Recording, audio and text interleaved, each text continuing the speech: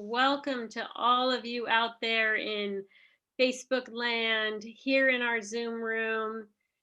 My name is Karen. I am a family coach with Surf in Your Soul. I am here as a representative and a creator and a heart life force of co-creators convergence.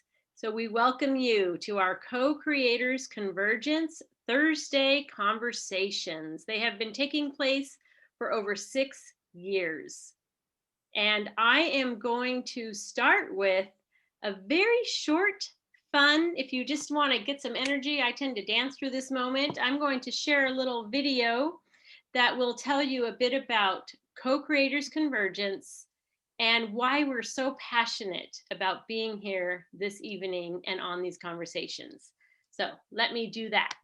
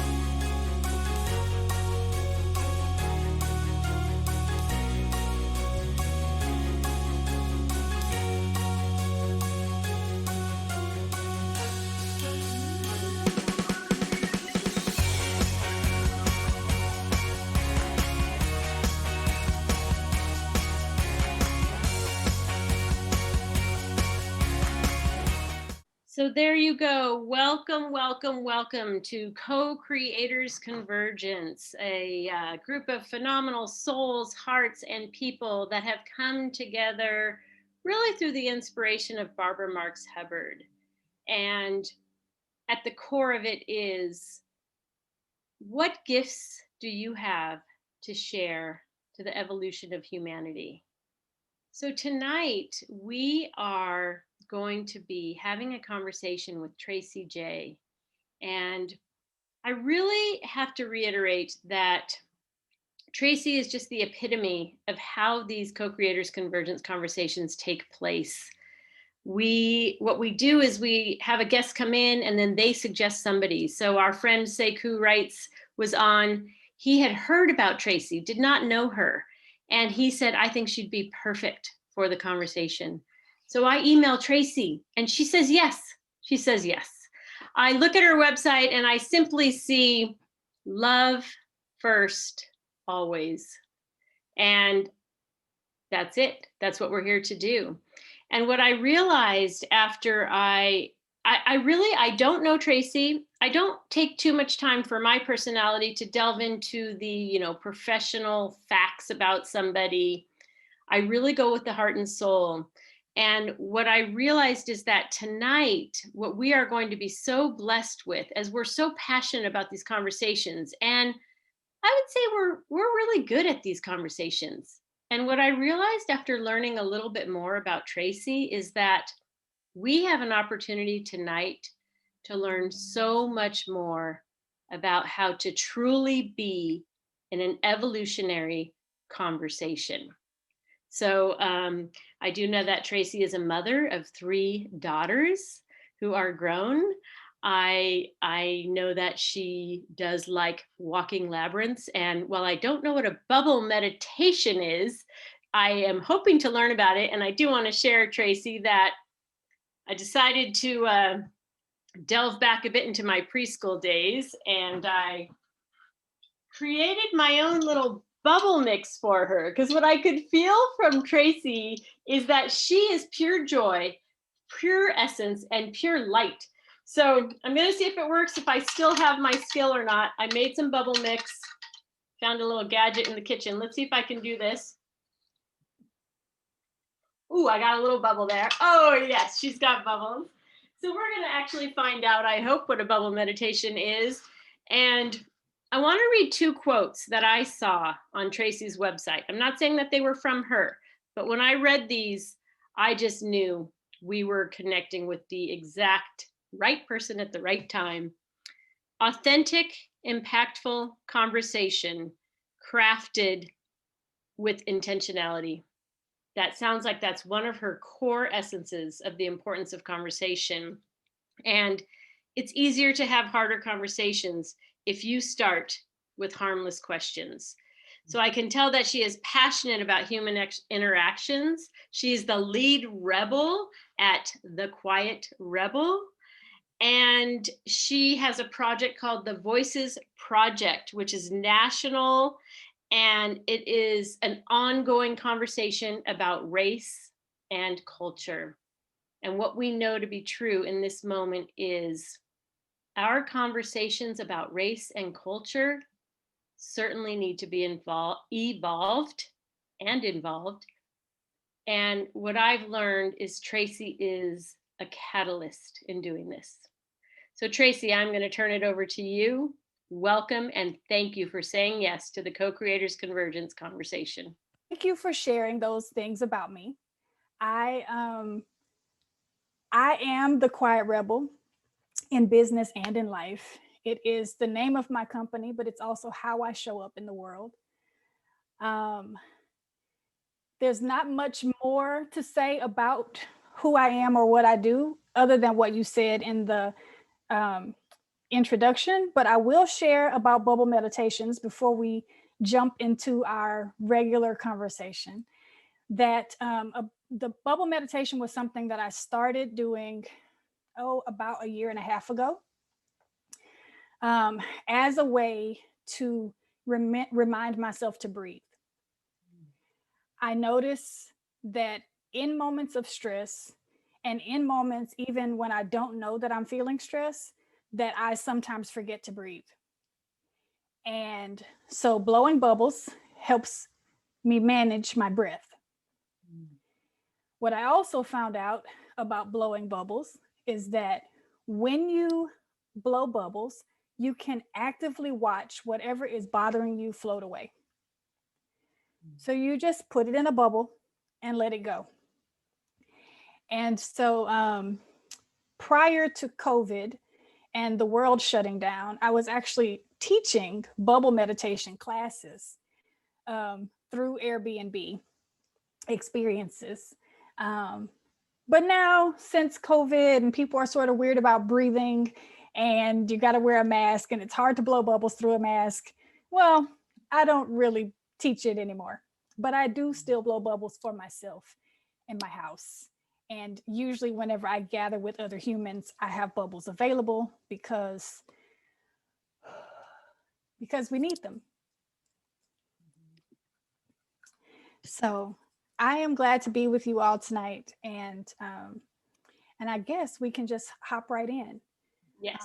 I'm going to share my screen, and this QR code that is here on the screen will take you to sort of an interactive situation.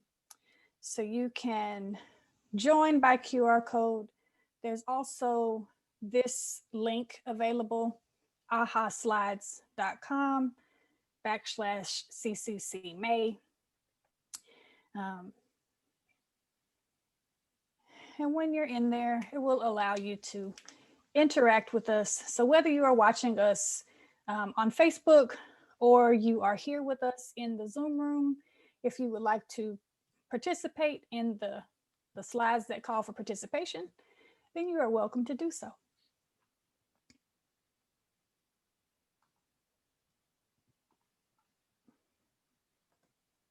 Okay, so there's the first chance to participate. Where are you located? I just like to know where the people are that are with me.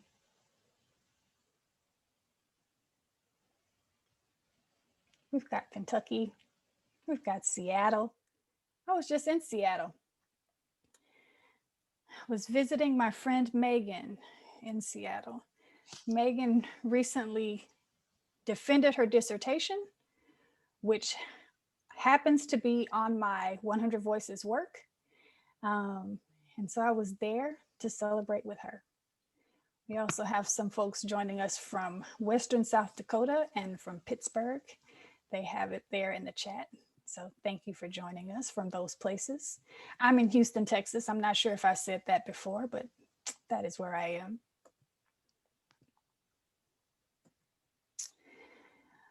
Here's an open-ended question, and you can either type it here on the screen and we can share it aloud, or you can share verbally if you're here with us. Why are some conversations difficult to have? Why do we think?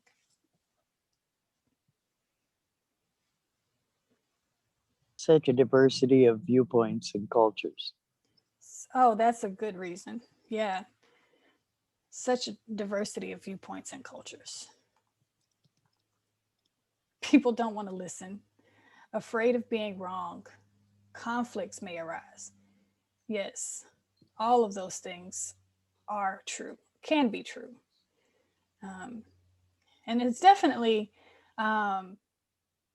keeps us sometimes reluctant from having difficult conversations. I am, as Karen mentioned, the mother of 3 adult daughters. I've also been married and divorced twice. So I've had my fair share of difficult conversations. I'm also a daughter and a sister and a friend.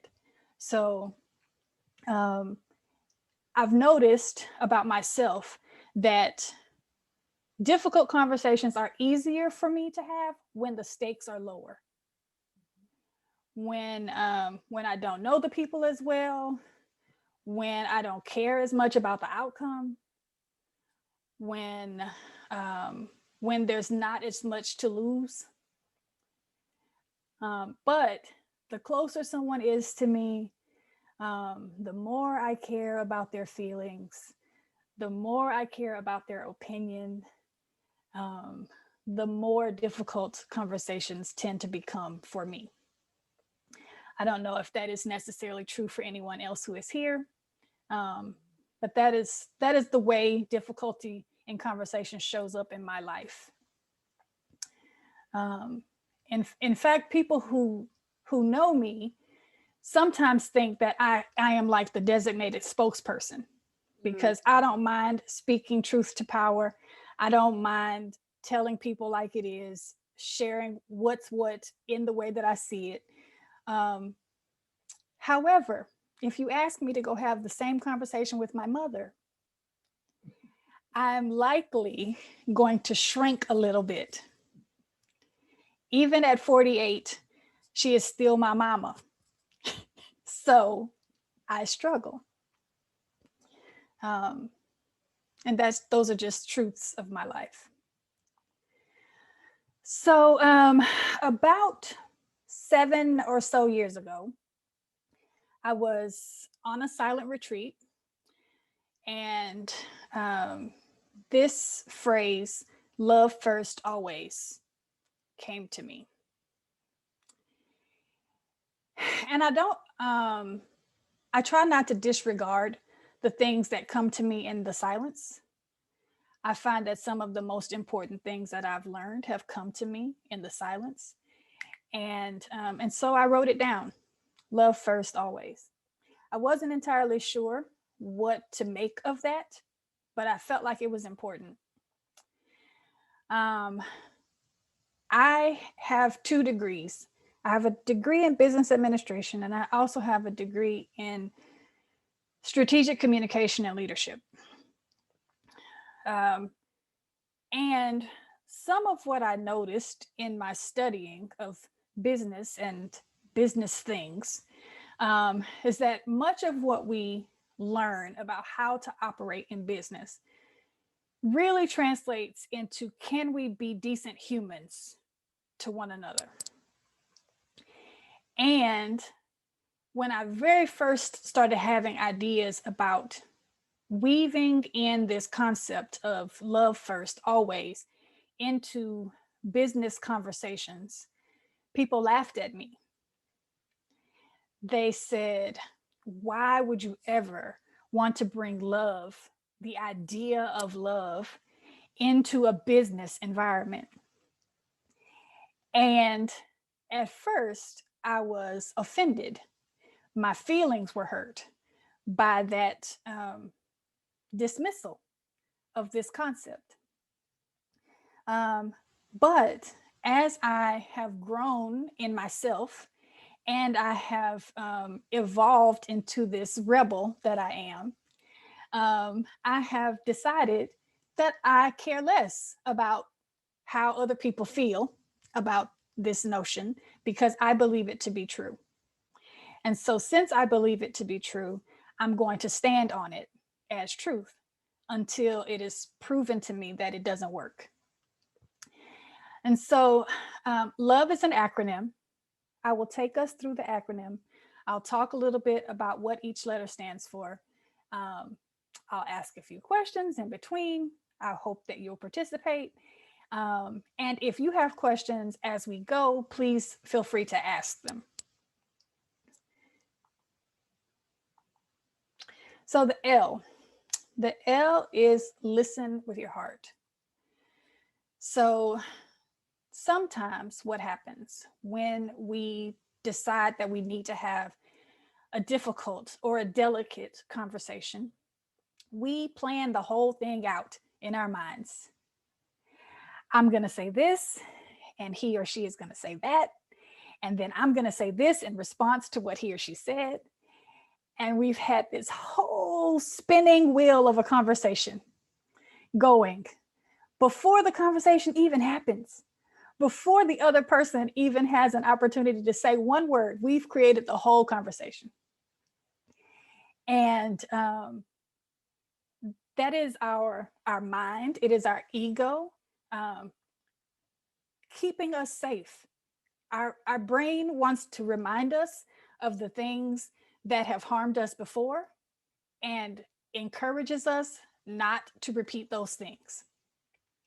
And so we say, okay, I know that I've had a conversation like this before. I've already lived this and I don't want to live it again. So let me prepare. Let me brace myself. But what happens when we brace ourselves is, one, we don't leave any space for grace. We don't leave any space for the idea that the other person might be receptive. We're already like tensing up our bodies, tensing up our hearts, tensing up our brains, waiting for the impact of defeat.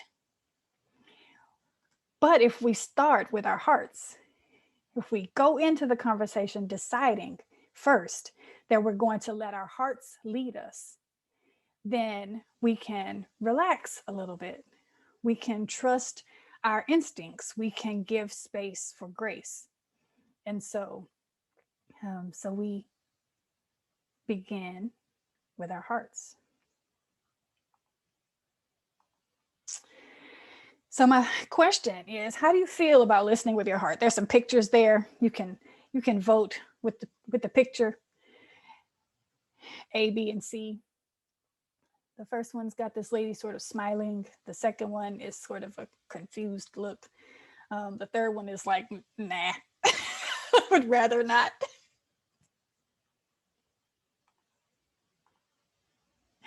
We've got a couple of things happening in the chat. We've got a B, we've got an A in the chat. Thank you. The O. The O is observe your own bias. I show up in the world as a quiet rebel. I show up in the world as a brown-skinned woman who is culturalized as Black in America. I am a Texan. I am a Houstonian. I'm a mother and a sister and a wife, ex-wife, and a friend. And all of those things color the way I see the world. I am a non-denominational, sort of religious, mostly spiritual being. I tend to be non-political or apolitical, or I don't pick political sides, however you want to phrase that. I tend to be also human-centered in my thoughts and in my feelings. And all of that colors the way that I see the world. I remember hearing this analogy before about icebergs. And people use this iceberg analogy to identify all kinds of things. But one of them is that the things that make us who we are. The stuff at the top of the iceberg that's floating above the water, the stuff that people can see, is not really the stuff that makes us who we are. But it's the place where we make our judgments because it's the stuff that we can see. But what fuels our judgments is all the stuff that's underneath, the stuff that we cannot see. It's who's our family. It's where we raised. It's who made decisions for us growing up. It's did we have choices or not? It's are we religious or political, or all of these other things that people can't see immediately that are fueling the decisions that we make. So it's so unfortunate that we make decisions based on what we see in other people, what's at the front, but what's creating what we're experiencing is stuff nobody sees. And so unless we're willing to have conversations to uncover what's underneath that floating part, then we're stuck in the dark often. And we're just making decisions based on mostly misinformation. Because mostly the stuff that we see doesn't tell us anything. And so the O in observe our own biases is, the O in the LOVE acronym is observe our own biases. So my question for you is, what are some biases that we often overlook or we rather not admit?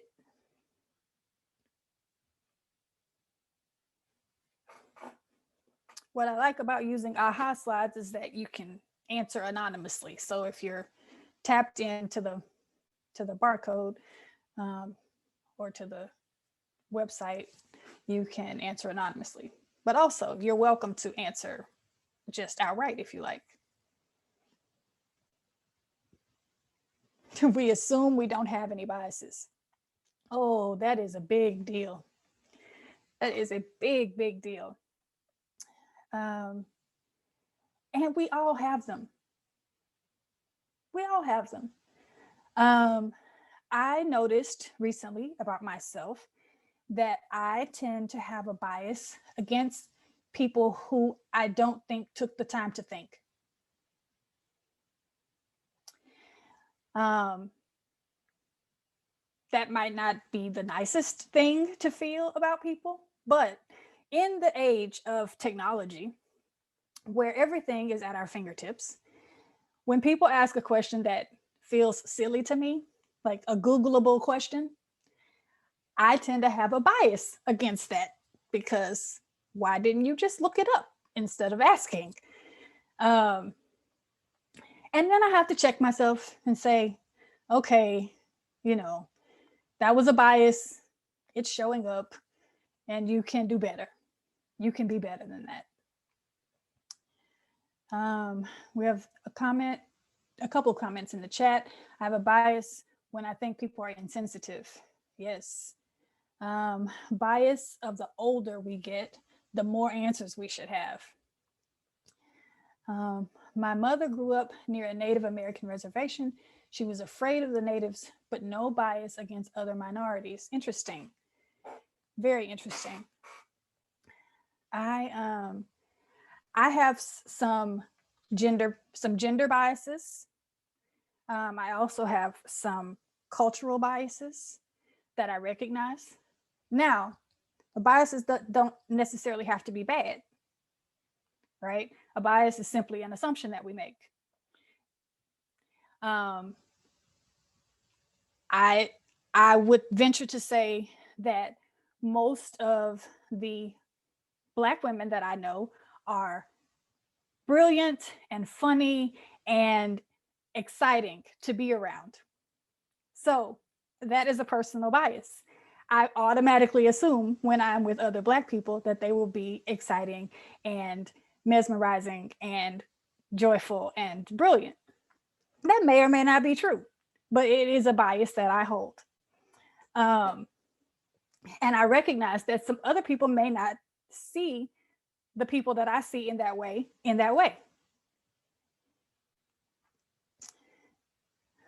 I thought I saw another comment. Oh, I've always associated bias with being bad or negative. It's not always bad or negative. Sometimes it can lean positively. The problem though with a bias is that it's hardly ever true all the way across. So even though your perception, the thing that you're biased is, could be good or good facing, it still is a way for you to color the world, right? So for instance, my particular bias that I just mentioned about Black women being brilliant, right? Because I just think Black women are brilliant. If I let that bias go so far as to say that no other women are brilliant, that only Black women are brilliant, then that bias becomes problematic, even though it might be good facing for this particular group of people. If I stick to that bias and I don't associate anyone else with those same qualities, then it becomes a problem.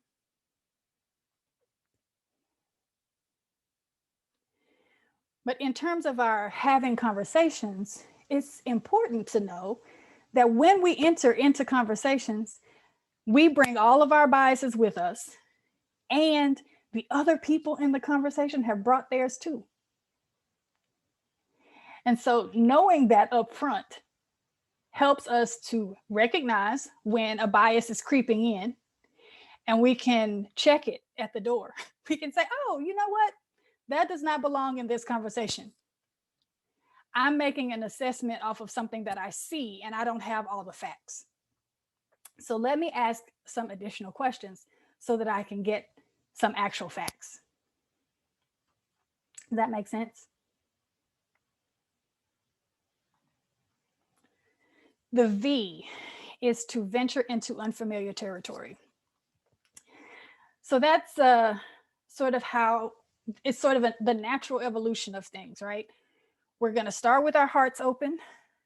We're going to recognize that we're coming with our own sets of biases, and that other people are bringing their biases with us. And then we have to be willing to ask some questions. So that is where the venturing into unfamiliar territory comes. One of the things that I've noticed, particularly hosting these conversations, 100 Voices, is that sometimes the territory that we are most unfamiliar with is the territory that we inhabit. Sometimes we don't even know the answers to the questions about ourselves because we haven't taken the time to explore ourselves deeply, because we've allowed other people to tell us what we should think, feel, and believe. And so we do. So we think, we feel, we believe the things that have been taught to us, the things we've picked up from our environments, the things that seem right because everybody around us is doing them, right? However, if we actually stop to examine the things that we've been taught to think, feel, and believe, we might discover that some of those things don't actually serve us. They also may not serve humanity. And so if we take the time to explore those things and alter the things that need altering so that they do serve us and that they do serve humanity, then we are better in our being, and we're also better in our conversations. And when we're exploring other people, we can bring a more holistic view of ourselves into those conversations, and likewise take a more holistic view of them with us. It's a lot easier now for me to have conversations with just about anybody because I've had so many crucial conversations with myself. I have examined from my childhood forward the things that were given to me as fact that may or may not have been colored by somebody else's bias. And I have, I was about to say I have, but I continually, actively purge things that no longer serve me and no longer serve humanity. So that when I'm in conversations that feel uncomfortable, they feel unfamiliar, that I'm willing to sit in my discomfort and continue forward in the conversation and continue to inquire.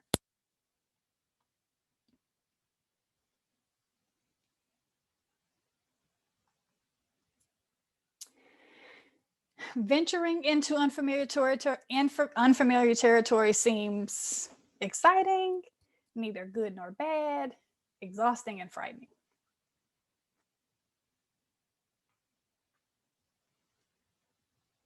We've got one vote for exciting.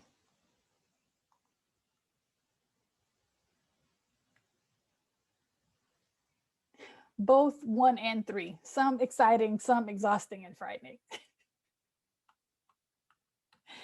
And no worries that you can't get onto the slides, it's fine.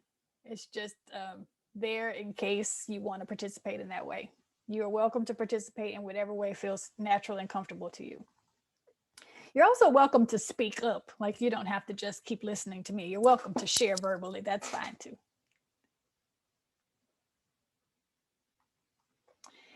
And the E. The E is expect the best.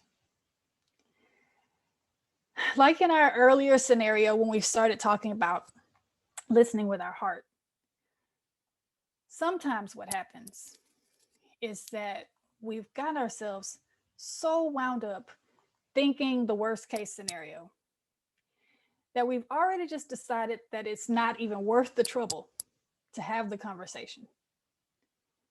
It's almost always worth the trouble to have the conversation. Nothing gets answered if you don't ask. And if we anticipate the worst will probably happen. But if we expect the best, if we start with the idea that, okay, I'm going to have this conversation and it's going to go well. I don't know what's going to happen in it, but we're going to just go into it full force with our hearts open, checking our biases at the door, knowing that the territory might be unfamiliar, and we're just going to believe that the outcome is going to be okay. I hear young people say, "But did you die?" Right? Like that's the key question. Okay, you did it, but did you die? So no, like, and then there's the other expression that some of us who are older would remember, that if it doesn't kill you, it makes you stronger. I know those are like not necessarily the greatest odds. Like we don't necessarily want to like go into conversations believing, okay, this is either going to kill me or I'm going to be really strong as a result. But sometimes it's okay to like just know that you're exercising a muscle that you don't always exercise. Right? I was having a conversation a couple of days ago with a woman who was asking me about conversations. I mean, that's what I talk about all day, every day is conversations. So, you know, go figure, I would be having a conversation about conversations. But I was likening it to going to the gym. I don't like to go to the gym. I actually detest going to the gym. I tend to present as physically fit And so people assume that about me. It is not true. I I really should go to the gym. It is a thing that I should do, but I choose not to do it. Um, but having difficult conversations is like that. It is a thing we know we should do because we will feel better once it's done. And if it hurts in the moment, it is a hurt that is not designed to kill you. It is a hurt that is designed to stretch a muscle that you don't normally stretch and that might feel a little tense for a moment, but the more you use it, the better you feel. And so, actively stretching that difficult conversation muscle will help us in the long run. And I say all of this, and I will talk myself eventually into going to the gym, because I cannot keep using this analogy and then actually not go to the gym. So so I will. But the E is to expect the best. um I don't know if I have another slide after this, but I feel like I do. Let's see. Oh, a wrap up. The L is listen with your heart. The O is observe your own biases. The V is venture into unfamiliar territory. And the E is expect the best. So you didn't really ask me any questions while we were going, but if you have any questions for me now, the floor is open. And it doesn't have to be about this acronym. It can be about me as a human, or about me and my work. So I'm open. This is so wonderful, Tracie. And I have a couple things I want to say, and then I do want to encourage people to either put questions in the chat and we can read them out, or you're welcome to unmute yourself and ask. And a couple of things. I'm so amazed at, we have Grace on here, and just everything she does is about love. And I do something called Heart Thread, which things you've talked about are what Heart Thread does. It's a mentality that it comes from the heart. The heart tells us what it wants to let go of, so we can just really have more light in our body, and untangle the knots that we sometimes carry in our physical body. Yet it's just so fascinating how the universe works. So the acronym, the love, and then how you've defined each of those letters, like never heard it before, ever, with all the people that I have interacted with in the space of love and love. Like I'm seeing Grace, agreeing with me here. So it's just so beautiful.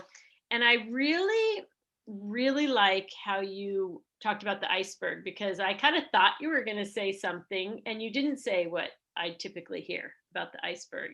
And this has actually been something that I've been reflecting on very intensely for the last 3 weeks, because I've made it a point to do a lot of self-study, to be involved with a lot of groups like this, examining myself. I have an infinite amount of tools to assist me with communication, or if I feel shut off or scared or this or that. And a few weeks back, I found myself in a situation where I was just kind of feeling backed in a corner and trapped.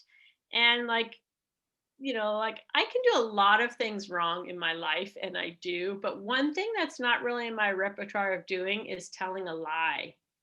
And I told a lie.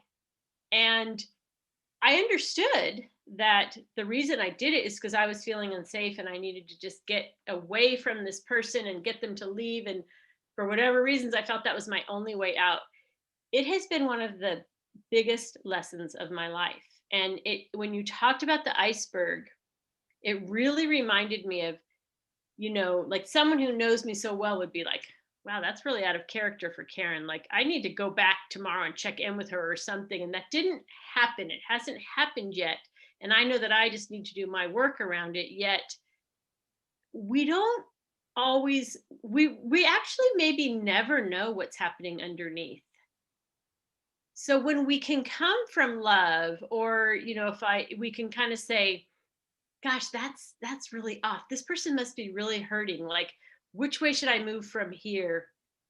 Like when you say love first, always.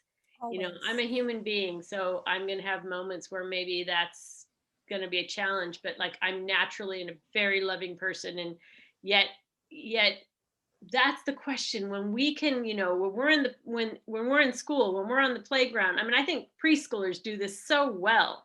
They're going to yell and hit and throw sand, but then they're like, oh man, that's my really good friend, I'm sorry, let me get that sand out of your eyes. Yep. So you're just opening up such a beautiful, the eloquence of how you're sharing this, and the feeling from your heart is so impactful and powerful. So those are a few things I want to share. Well, And thank you. again, I open it up, or if you have any feedback, feel free. Well, I am totally listening. I'm here for whatever comes next. I am also human, and so sometimes I am not entirely successful with loving first.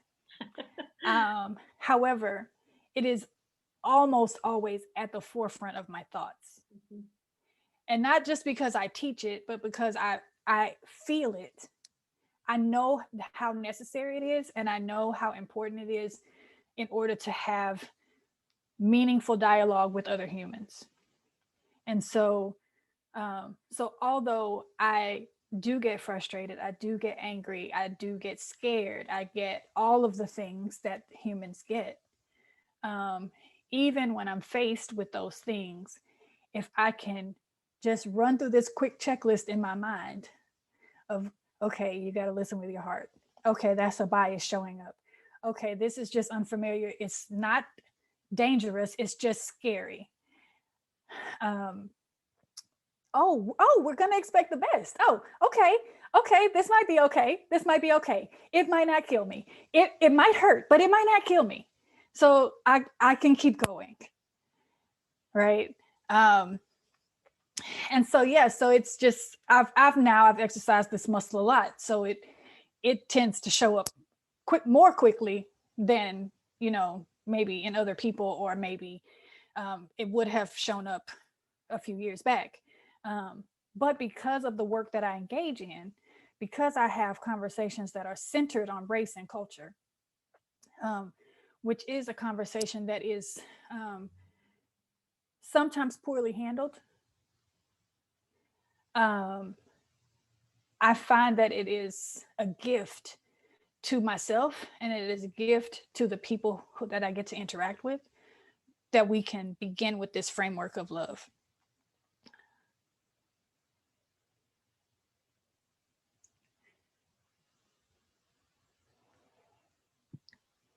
I do think it's so necessary, like to begin with this framework of love, especially we've seen it over the years many times. Yet one of the highlights of 2020 was with Black Lives Matter, and more of these conversations happening. And I know that I personally, um, you know, learned a lot of biases that I have had all my life that I was unaware of, reading Me and White Supremacy and going through that, as a study, with a friend of mine, and just having that opening. And because the people that I read the book with, like, there was such a foundation of love, we could be so honest and we felt safe. And I think if we're too afraid, or we don't feel like we are in that space of love, we aren't even willing to then look at our biases, and then we just continue to to quite frankly, what we're seeing in the world is then people continue to hate. And it's not what I'm finding, even what they want to be doing, but they're so afraid. There's no foundation or ground. So they stick with what they are used to. And that's what I could just sense from you, is that, just how we have these conversations with safety in love. Well, I don't always claim Christianity, even though it is my sort of default religion.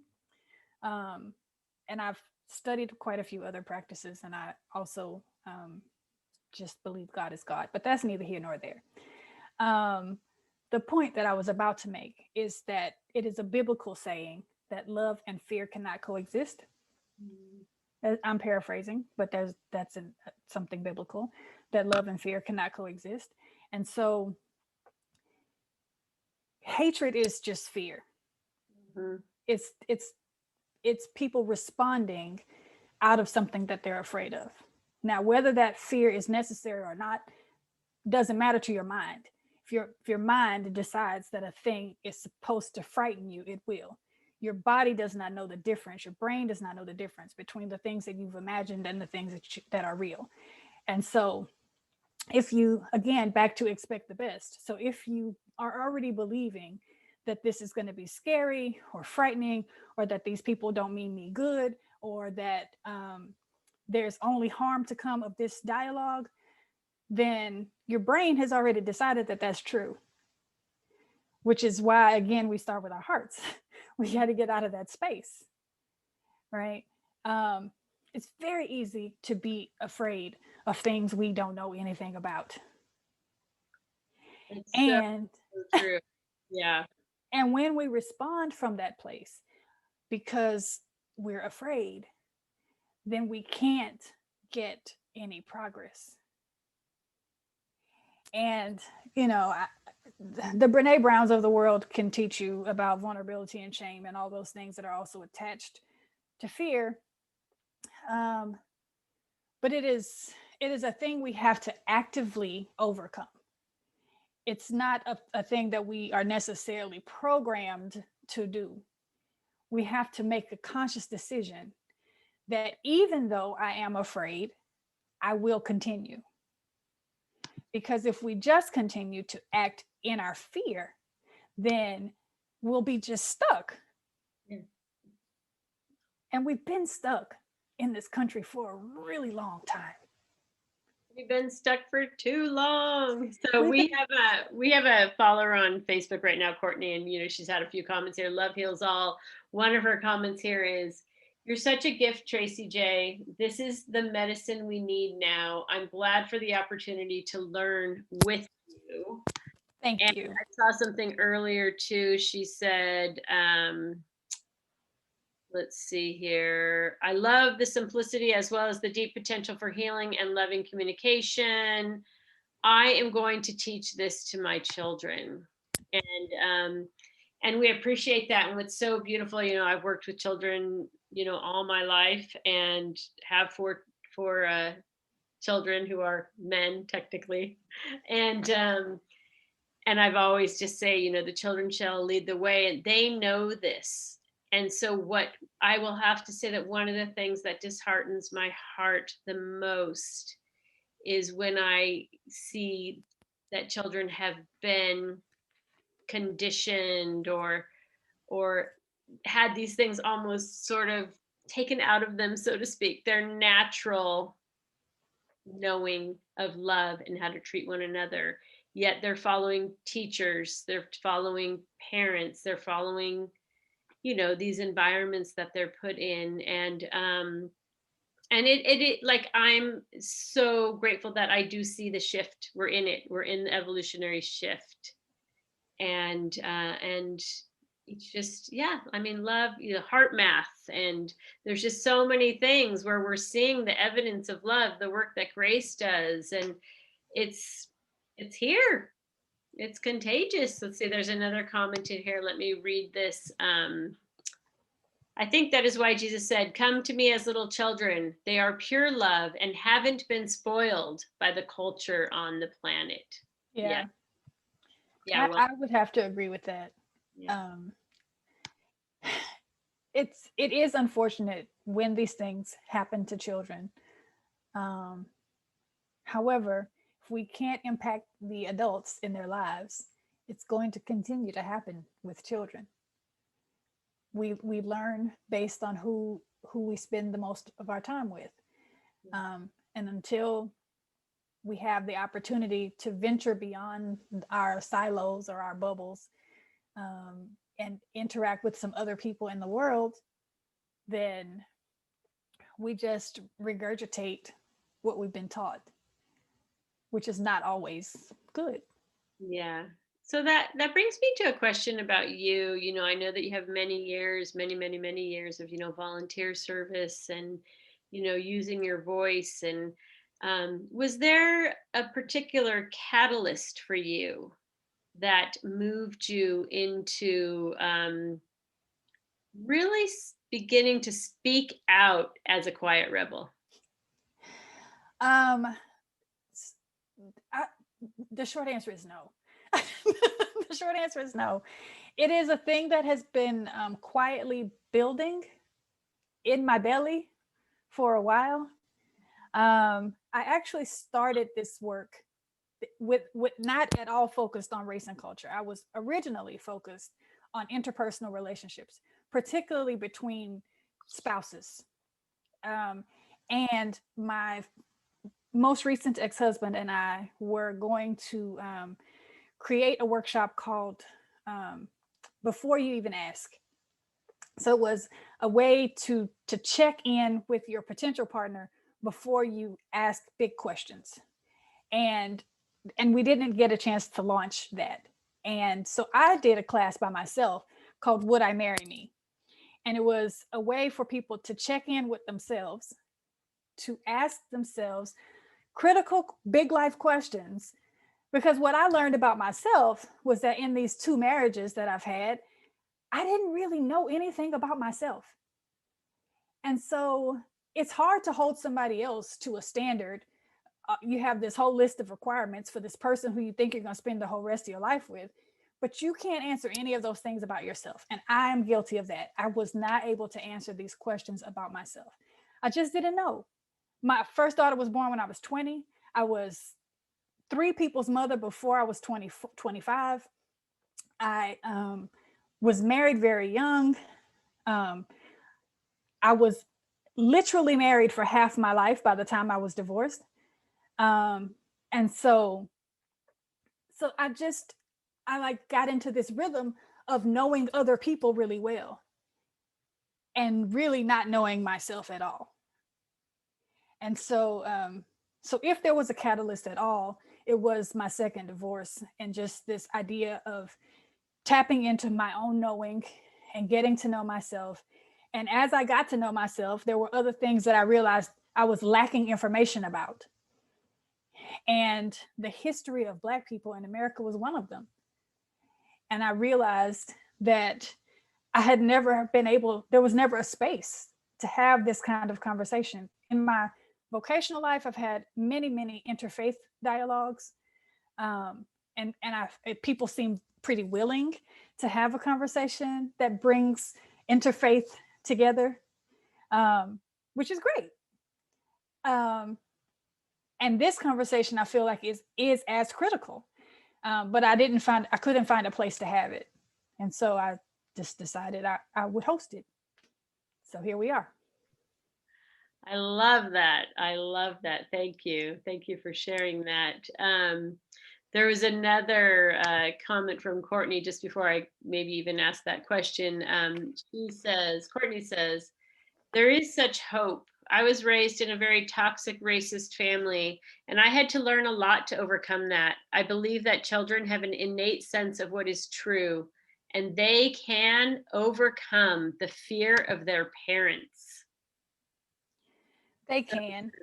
I mean, so true. I mean, even really, like I was pointing out, last year, the reason I read several of the books I read, White Fragility, Me and White Supremacy, My Grandmother's Hands, was because of my oldest son, who was just distraught over everything that was happening last year in a way that, while he had an awareness about him already, I mean, just, really on the floor crying like this has got to change and da da da da da, and really brought it to us of like, let's look at how we were raised, a very white culture. Like we were, yes, caring people, but did we talk about racism? Were we aware of this? So the children, when they have the platform, or they go out and they're heard no matter what if they don't have the platform, which are kind of the ones I always like respect, because I always loved the rebels because I was a people pleaser and I followed the directions to a fault, to a fault.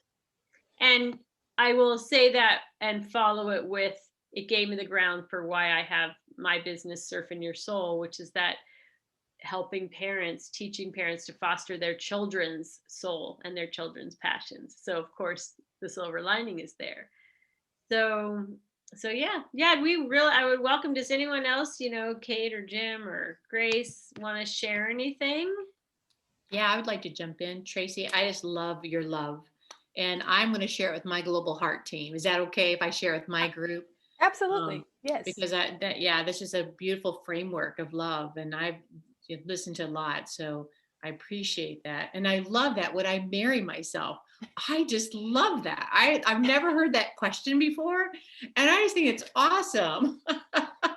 So thank you for that's really food for thought. And of course I would, but but then you have to think deeper, it's yeah. So thank you so much. It's been so lovely. I've just enjoyed this whole conversation. It's been wonderful. Thank you so much, Grace. The answer to that question for me, would I marry myself? When I first posed the question, would have been no. Yeah. That's interesting. I wouldn't, It would have been no, because I was not a whole person. And I don't believe in fragmented marriage. I don't think that people who are not whole, who are not whole, should marry, even though that's what often happens, and also why our divorce rate is so stupid high. And so yeah, I now my answer would be yes. And not that I'm like 100% whole, but I feel like I'm like 88%. I'm like 88% whole and working towards wholeness all the time. So, well, it's progress, not perfection. It is progress and not perfection. And it's okay. So there's a couple of things. Courtney says, our natural state of existence is to love unconditionally. We must foster that to heal the world. And I remember actually the way I met Bob and Noelle was from our first, well, I don't know that it was their first spiritual teacher, but like a spiritual teacher many years back. And that's where we met. And there's something that she said that really stuck with me. Because in our movies and in our culture, when you talk about marriage or a partner, it's like, oh, my other half, you complete me. The famous line, that's signed in the elevator in whatever movie that was, Jerry Maguire. And she said, we don't want to fall in love with a person. Be in love with yourself. So you don't fall in love with someone else, be in love with yourself, and then merge your love, and then find someone who's in love with themselves and merge your loves. And ever since then, that is what my goal was. I mean, I happen to be single, I'm divorced. It's Tracie, some of your statistics, I could just rattle the same age, child, married. So it's so powerful. And I don't know if when you said that you and your husband were talking about before you ever ask, the very first thing that I thought in my head when you said that is like, before you ever ask, will you marry me? Like, that's what I mean, yeah. That is a great topic and workshop and opportunity for people to learn and grow from. So that was the point, because we realized so in my first marriage, I tell people this all the time, and so I'm not telling people anything they haven't heard already. So I believe I've been married twice, both times to give birth, the first time to my daughters and the second time to myself. So that is the way I frame those relationships. But my second relationship was like the fairy tale. Like we met, I was totally smitten. I was just completely swept off my feet. I wanted to be his wife from the moment I met him. It was just ridiculous. That kind of just, you don't even believe that like love at first sight is a thing until it happens to you, and then there you are. And so from that moment, I never even thought again about like who I was or what I was bringing or any of those things. I just wanted to be his wife. What does it take to be his wife? And so then I just crafted that, most of which wasn't real. And I can say that in hindsight. At the time, of course, I thought I'm being absolutely authentic, but no, I know better now. And so, yeah, we wanted to sort of save people the pitfall of not asking the big questions before you ask the big question. Yeah, that's Oh, such. I like this statement. Don't fall in love, rise in love. I say that I'm never going to fall in love again. I want to walk gracefully into love. I don't like the idea of falling anyway. One of the worst experiences I've ever had, y'all, in real life. I went ziplining in Costa Rica. It was terrible. It was the scariest, horriblest, most disgusting thing I've ever done, and I never ever want to do that again, ever in life. But I don't like the idea of falling. So this notion of falling in love, that does not appeal to me. I just want to just ease gracefully into it if it should happen. Oh, look, there's love. Hey, love, let's get together. I don't want to fall. I don't like that idea.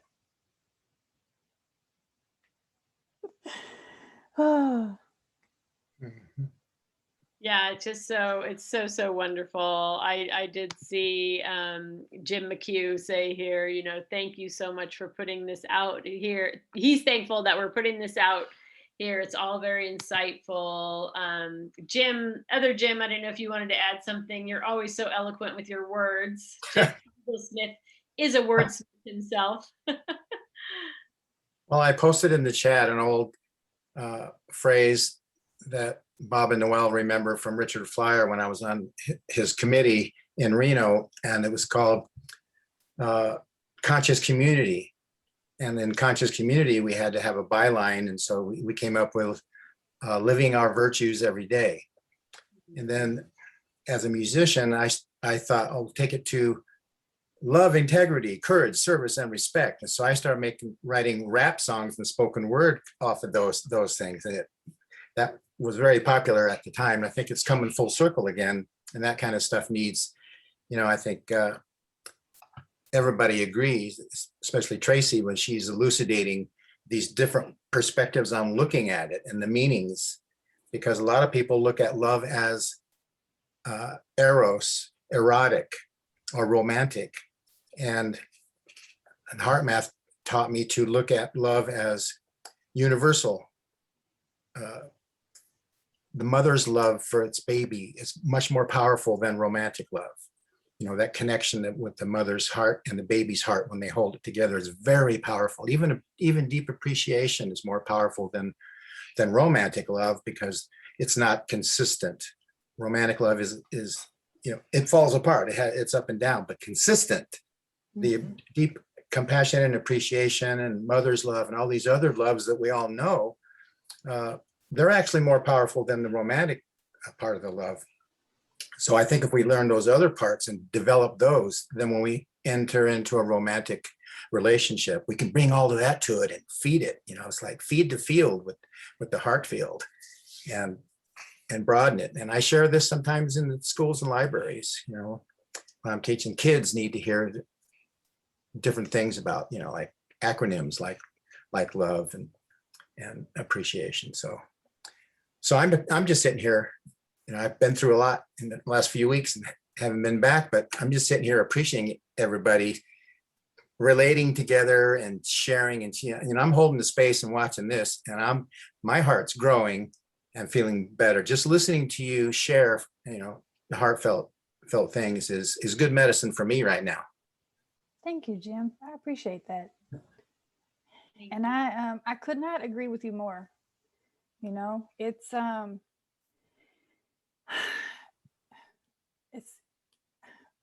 my heart is doing all the things right now, and so my mouth and my heart are not cooperating.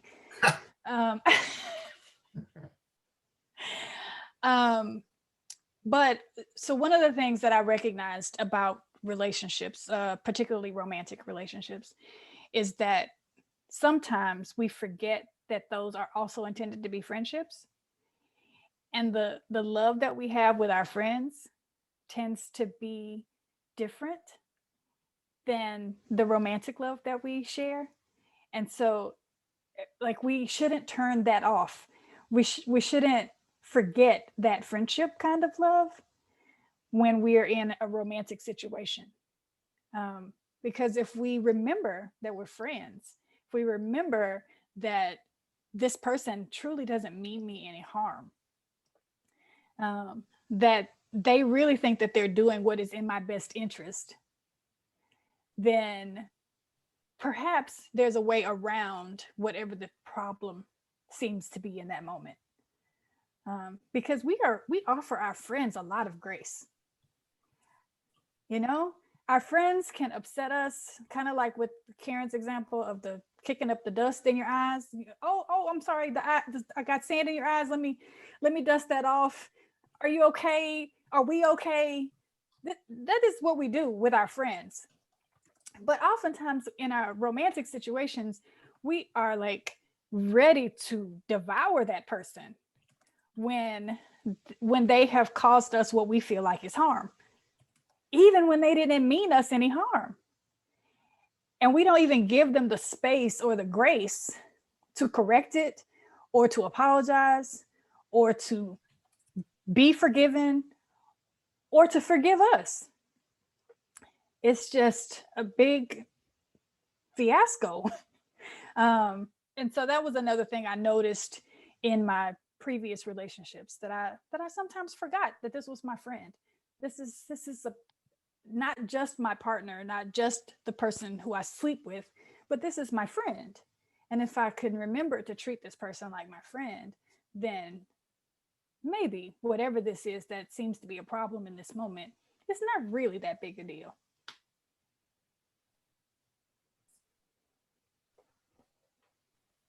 That's a great, I think, I don't know if it was me a little, the internet was going out a bit, or if that was my side, but Tracie, you just said that so well. So I actually just reflected on that. I was in a relationship last year, and I was thinking about how now this year, like when we have this beautiful friendship, I'm like, man, I was so hard on that person. Why wasn't I a little more lenient like I am with like Noelle? Or, when I mess up and Noelle's so gentle with me. And so it's like when we have that person so close to us. And I don't know, I was going to ask you why you think that is, but as I'm asking you that question, like I'm getting, my body's answering it for me, for myself. And I'm just hearing the words over and over: afraid of losing love, afraid of losing love, afraid of losing love. Like, and that partner, because I know that I want a partner in my life, So wow.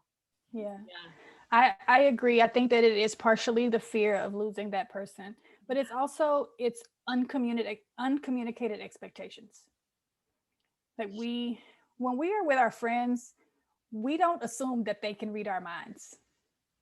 Yeah. When we need something from our friends, we say so. When we want something from our friends, we ask them. And with our partners, we don't always do that. We sometimes just believe they should already know. Even if you've just met, even if you've only been married for 3 years, you just think they should know. Why should they know? Not any of us is a mind reader. And so that is an excellent point. Excellent. We have to do better. There's like love in friendships and then love in relationships. We could do a whole nother talk on it. We could do a whole nother talk. Okay, so let me read a couple little things here in the chat out loud. I don't know if I said this earlier, that love has been so commercialized that we don't even know what it really is, not even love of God or creator or source. This is true. Courtney says, love is hard work sometimes. Loving someone through their fear is not easy, but it is always worth it. And then Jim just added in, good point. Sometimes people love first and try to learn to make friends later, and it's not necessarily easy by then. And then Jim says, fear has ear or deep listening. What do you mean by that, Jim? You want to say more on that? Well, I like to work with words. Yes. So it's like love, but fear contains the word ear and reminds us when we're afraid to go in and listen to our heart. Deeper listening always gives us information about why we're afraid to help us get some resolution and move away from the fear and into whatever the opposite word is, patience, safety, whatever the other word is. If we listen deep enough, we know what that word is and focus on that word in real time. Thank you. And then Rosemary says, life experience has taught me that self-love is not selfish. It is essential, the seed from which all else grows. Bravo, Rosemary. Yes, thank you, Rosemary. She's on one of our Facebook chat here. Indeed. So I do want to, we're going to be closing up in a few minutes here. I have one or two announcements before we close yet. Let me see here. There's a question. Tracie, so yeah, this is the point. I want to see if anyone else has a couple questions. Tracie, if you have anything you want to wrap up and in the next like 4 to 6 minutes, and then I'll just do a little closing announcement. So the question is, Tracie, have you had conversations with overt racists? No. I have had many conversations with people who did not know that they were racist, people who opted not to identify as racist, but who said racist things, but not people who were overtly, decidedly racist. No, not since I was, I don't know, in middle school. I think I read it from Austin Channing Brown that she'd rather just have the conversation with the flat out racist than the one who is racist but doesn't think they're racist. And don't quote me on that. I might have the wrong person. I think that you're right. I mean, if she didn't say that, she said some things very similar to that, and I agree wholeheartedly. I think it's just better for us all if everybody just shows up in the world in the way that they are. And if that is who you are, that is who you are. And then I can decide whether or not I want to interact with you. The problem is that oftentimes people can't be who they are, good, bad, or indifferent, because they work in public facing places. And then you cover up all that stuff and bring it with you to work anyway. And so instead of just being outright and honest and saying, you know, yeah, I look at you, I don't like you, then instead they take the power that they hold in the positions that they have and act on what they feel, even though they haven't said what they feel.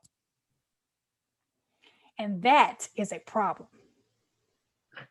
Well, I just keep visualizing your iceberg. Like if we show up who we are, then we're that piece of ice right on top, and that's all great. But if maybe I have a little underneath that's not quite showing, no big deal. It'll probably melt pretty quick.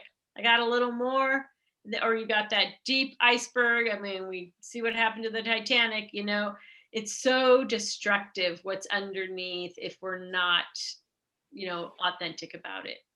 Yeah, and if we can't figure out a way to send some sort of scope under the water and start examining all that stuff underneath, then we're just gonna keep crashing into each other's icebergs. So we know what the scope is. You know, it's the heart. It's our love. It's love.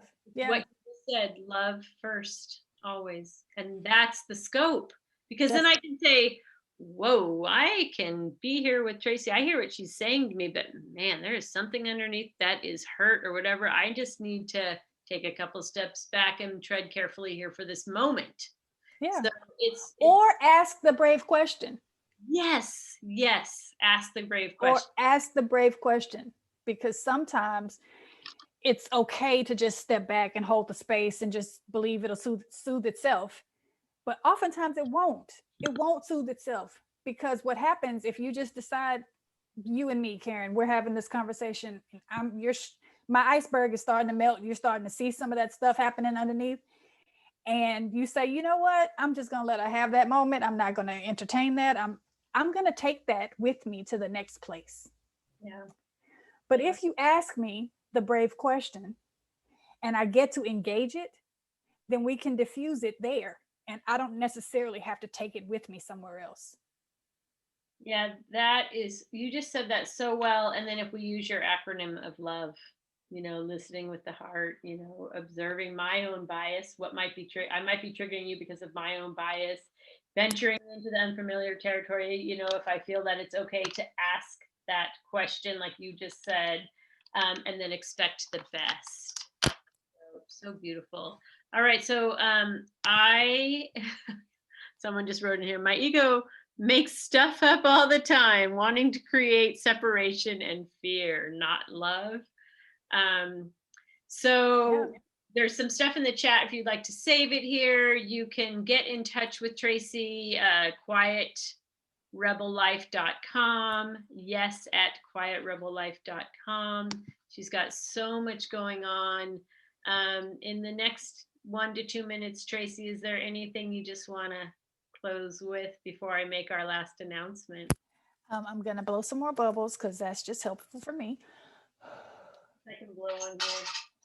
And also, I'm a real person, like a real human who answers my actual email. And I'm a solopreneur, so I don't have a big staff or anything. So if you reach out to me, you're going to get me. And I'm happy to engage with people just for the sake of engaging. So if you have a question about something that I shared today and it's sticking in your ribcage and you need to ask it, feel free to reach out and ask me. Also, if you or anyone you know is interested in engaging in a dialogue about race and culture, I'm also easy to find. 100 Voices comes to you virtually.